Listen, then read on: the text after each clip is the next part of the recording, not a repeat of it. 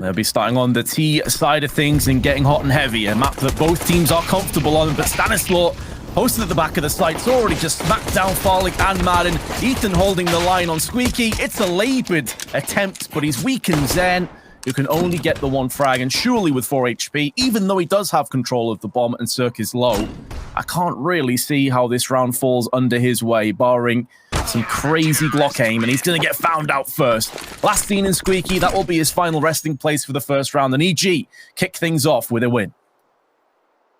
Well, yeah, I feel like going into the pre-show, we highlighted pretty much every single player's individual skill other than Stan, and then he just comes in and straight up 4Ks the pistol. So, yeah, if maybe it's Stan's day to shine, but that's not a bad pistol run from him, to say the least. Starting things off strong response, but not to the same success we saw in the previous half. Nice flashbang, though. That gives Tarek a kill, and in fact, even finds a second one. Ethan there to support him. A hugely successful start to the battle for Banana, and Farlig is left only on 20 HP as well. That is what we want to see from EG. Much better. I think Maniac hit the nail on the head about Nuke, is it always felt like EG lacked control. They never really established themselves and made FPX respect them.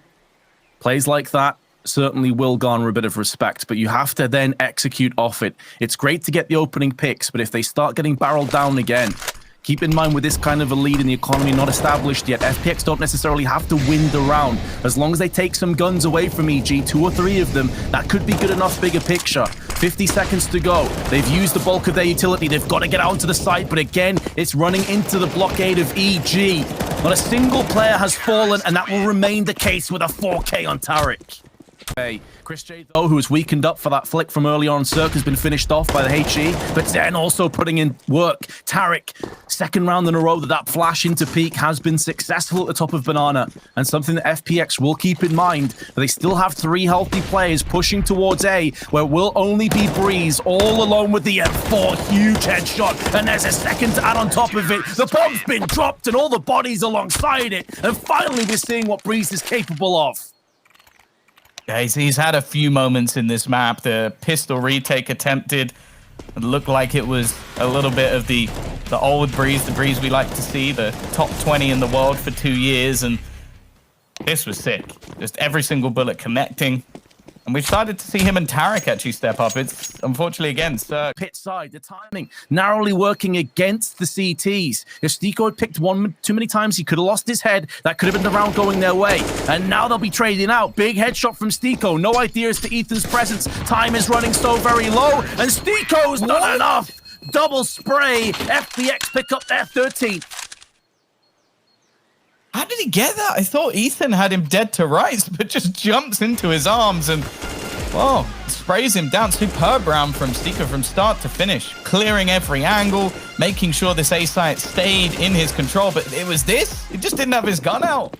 That they will taste, but they have to deal with Chopper. He's making a lot of noise on his approach towards Heaven, but decides to actually fake as if he's gone to main instead.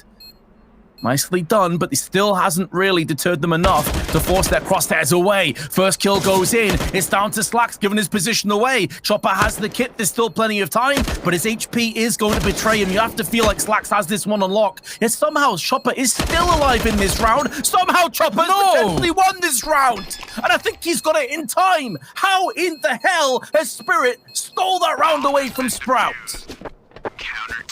Oh, it was, everything went right for Spitty. He did so well in those situations to get them back into the round, trying to hold off players rotating, winning duel after duel with a few players out of position, it seems.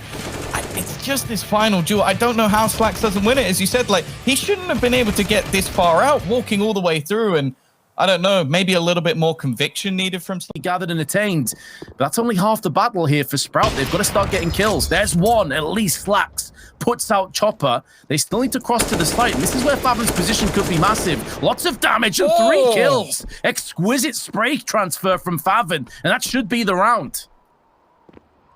That was beautiful from Favin, and well, someday young, he hasn't had much to do. And well, he's not going to get a chance. 4 kills for Favin, a step up, a smile. And a 5th round on the board for Sprout. The comeback. You lose. They lose on their terms and not necessarily just whimper like they did in part on Nuke. Oh yeah, the the battle or to play against their big brother might be fading away, although Faven, that is a hell of a start. Pulling up the CZ, already taking 2 domes in the early stages of this round. Spitty is going to get dinked up, but Faven's come back for more. You could see Chopper didn't expect Brew. Double AWP thrown in. Dennis, 9 kills. He got 10 in the entirety of the last map, so definitely having a resurgence. And as said, he's taking a lot of the earlier fights. A double nade hit. In fact, it's going to be 4 kills with just grenades. Unfortunately, Chopper's going to ruin the ace, at least with just utility, but Spitty will get it anyway. An easy cleanup, a rush through to try and do some damage, and a flawless round. And that's going to be far more valuable. Sure, it's always nice to get an ace, but at the same time, if you can keep your economy strong, wow, they've already got themselves a great position to store. Plenty of cash coming up over the next couple of rounds, so it shouldn't matter too much for them throwing these weapons away, but there just doesn't seem to even be a way into this. They're going to use the molly to try and clear out the electric box, but that's given them absolutely nothing, and the afterplants look flawless. It's down to Dexter, but he does quickly land 2 kills. He's going to try and do something a little bit cheeky. Taps the bomb, baits out Spitty. That's the 3rd, and now it's left all into the 1v1. I think the time might have just ticked away, but he kills every single member of the opposing team. It's going to be so damn close, but it's not quite there. Dear Lord, this man has talent. If only he was just a second quicker. Jeez. That's an outrageous effort. I cannot believe he even got close. This 3rd shot on top of the train, that is outrageously good. Like, don't get me wrong, the opening picks flank. 27 seconds to go. This round's not over just yet. Slacks can stay alive at the back of the site. The bomb's been dropped down. Another trade. Dennis out in the open continues to just lay waste to everybody on Spirit. 1 HP remains. He's been suppressed by Dexter. 40 kills to his name. And he's going to get pressured by Pop Dog. Does he anticipate this? But he is making moves in. It all comes down to timing. The Orc plays the AWP. In terms of performances, Dexter is well in the lead. But he may have this snatched away purely off timing. He spots Spitty, and he hits him center mass. This man is unstoppable right now.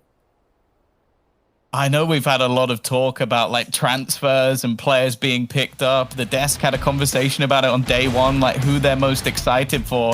I think a lot of answers might have just changed to this man. Because honestly, this is such an incredible... It actually gets it. Cressy's spray whiffs horribly, and now it's a 2-on-2 with 27 seconds. Spitty's aforementioned auto sniper has to come to the forefront, but he goes for the wide swing, and Sumdai Young takes his head clean off. Both players desperately low, but again, it's whether or not Slacks knows it. The AWP is probably the worst possible weapon you can have in this duel. A pistol would be enough. 8 seconds as they go pushing in. He connects the initial shot. It's him facing off against Chopper as he looks around the corner. P250 out, and he will keep them going. It is going to be 19-19. Nobody managing to make the difference just yet. An AK saved for economic reasons. And Sprout, whoa, it almost slipped away from them. It looked like it should have been an easy round, but luckily their AWP comes up players. It's worth noting as well, Magix is still on 12 kills. So he really is having a rough time. He's almost become a little bit of a burden. Luckily, the Slack has been picked up by the man on your screen. No flash will be an easy kill for Dexter. The reposition, but it is a trade. His counterpart this time almost sacrificing his teammate in order to get that kill. And you know what? It might be a worthy sacrifice. Faven and Slacks have both sprung themselves into kills, and Sprout have a chance. Not just a chance, they've converted the opportunity. We're heading to Dust 2, and in multiple overtimes, Sprout have made the comeback a reality. Chopper's still around on 11, and Cressy is making moves up alongside. About half of the timer has already ticked and dwindled away, and still 8 players remain, albeit 2 of them limping across the finish line from Spirit. 2 big frags. Magix and Chopper have both been dealt with. The timer is still, though, ticking down so quickly. They need to get on the site right now. Finally, they stuck the site, but in not enough time to get any kind of bodyguard in effect. And Mia, just with the double spray, makes sure that only one will remain, and that's Cressy, as they pick up an 8th, and sure, Mia dies, but I'm sure he doesn't care about it. Spitty in a pretty awkward position. His teammate lining up a Molotov, and actually, they don't have a smoke for this. If he could deny enough time, there's genuine potential that the clock runs down long enough that they can't do anything about it. Cresty just holding the line. He sprays down one, and they're just falling apart. The clock has ticked by, Vince. It's all done. As Spirit are not going to be able to make this retake work. The death from the bomb comes out. Amir was already running away to save. They do everything right, but unfortunately, the clock is against them.